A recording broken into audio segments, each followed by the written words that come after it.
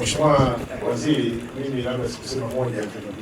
Mwaka juzi nilileta halmashauri yangu ya wilaya ya Misenyi na madiwani wote kujifunza hapa kwenye swala la mnada pale mpakani, na sasa hivi tunafanya vizuri. Kwa hiyo Longido ni si watu wadogo, siku zote kwa juu.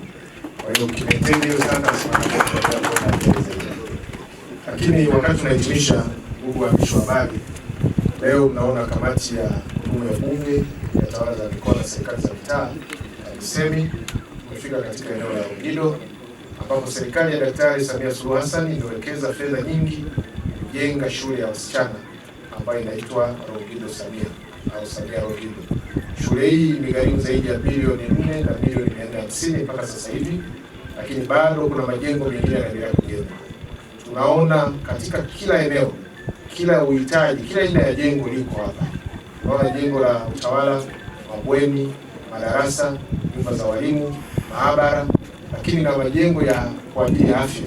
Lakini tunaona miundombinu ya maji ambayo inaendelea kujengwa na kuboreshwa. Kwa hiyo sisi tumekuja kama kamati kuendelea kushauri sasa haya mambo ambayo tunashauri, kuendelea kuhakikisha kwamba majengo haya yanaendelea kuwa mazuri, yanaboreshwa zaidi na thamani ya fedha inaendelea kuonekana katika eneo hili.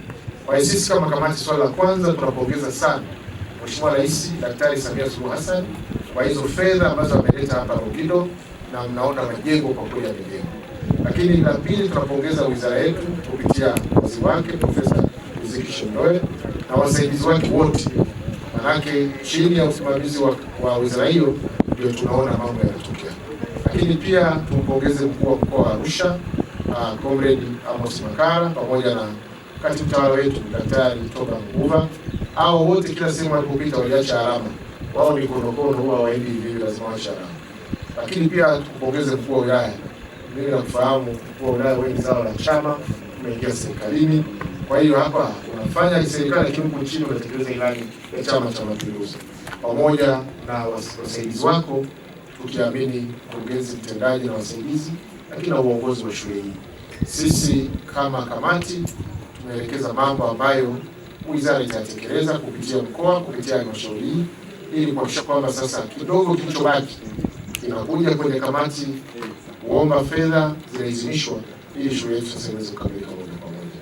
Baada ya kusema hayo, tunashukuru sana kwa mkutano mzuri, lakini na kazi yetu tumetoa mazingira mazuri na tunaweza kufanya kazi kwa ufasaha mpaka hapa sasa hivi tunafika mwisho. Mungu awabariki wana Longido, Mungu awabariki wana Arusha, aibariki Tanzania, abariki na Asante sana.